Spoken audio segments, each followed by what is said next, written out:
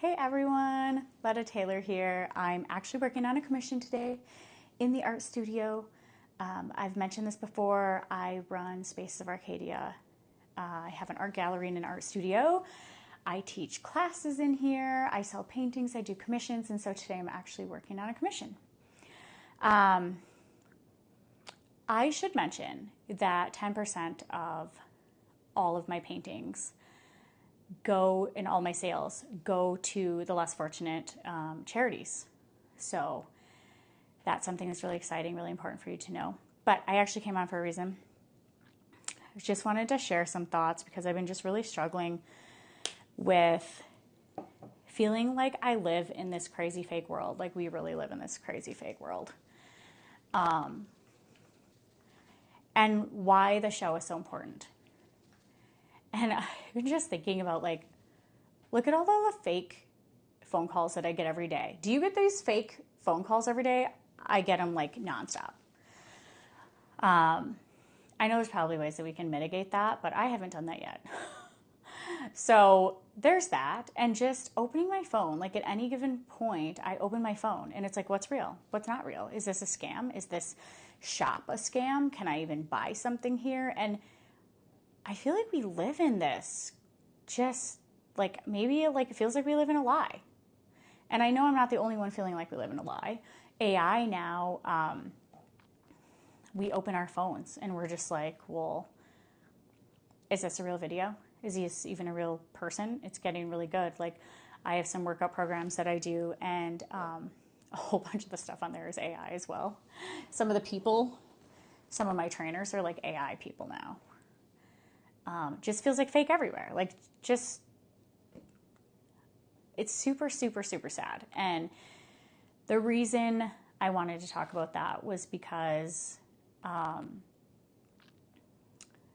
this project that I'm working on, the Still Standing project, it's important because this is real people, real stories, and it's so important that we can empathize, we can keep empathy. We can empathize with other people, and we can see that, you know, you can open your Instagram, you can open your Facebook, everybody's life looks better than yours. It's not true. In fact, the truth is that people are going through these crazy hard times, and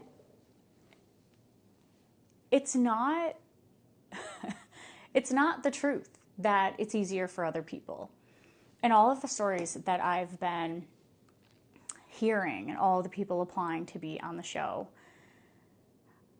it's like everyone has a story. Everybody has something dreadful or a horror or trauma. Everyone. And if you don't, you probably will.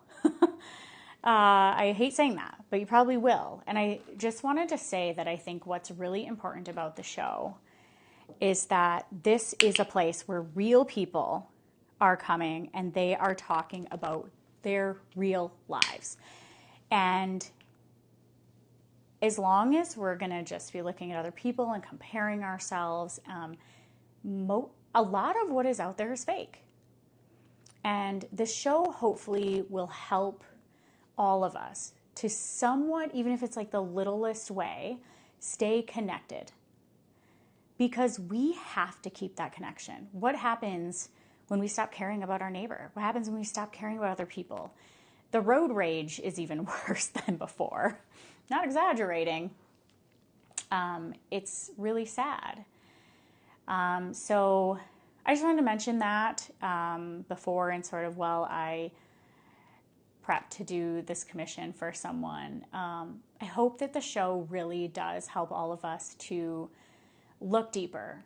You know, say hi to someone on the train. Say hi to someone standing next to you in the line, because what are we turning into? It's just fake stuff all over, and it feels like we're losing our hearts and we're getting colder and we're getting meaner. And I even have to ask myself sometimes, like, why do you feel that way? And the world just beats down on us. And I see that in all of these stories. But what's important is that we are not so against each other, but we are more for each other. And we get closer and we go, hey, this person is a certain way for a reason. Let's maybe hear their story. Let's hear what they're going through. Let's maybe step a little closer to the person who's kind of mean. I know, I'm not joking. I know it's the hardest thing to do, but I have learned that sometimes moving closer to someone who's mean and getting in there and going, what's your story? What's happening? Has really helped me to see that this isn't personal. We actually have to listen to people's stories, and we need to care. We just do. We have to do better at caring, and we might have to force ourselves sometimes to care about other people. But I really hope that the show is going to be watched by so many people. I hope that people come with their stories. We obviously cannot get every story, and we're doing the best what we can, and we want unique stories as well, because they can all start to sound the same. And that doesn't take away from anybody's story whatsoever. But we do want some unique stories as well. And I've just learned that everyone really does have a story, and there is a lot of hardship. And it's important that we are hearing people, that we are listening. And sometimes it's exhausting to be in this like fight or flight mode in life because things are set up a certain way, and all we have time for is ourselves and our families. And those are so important. We have to do that. But we also should be trying to take time for others. Some people are just really, really lonely. So I just wanted to share that. Please share your thoughts below. I'm actually going to put a link below of my art gallery, my portfolio. You can look at some of my paintings and let me know what you think, and like and follow. Hopefully we'll have some awesome stories coming up.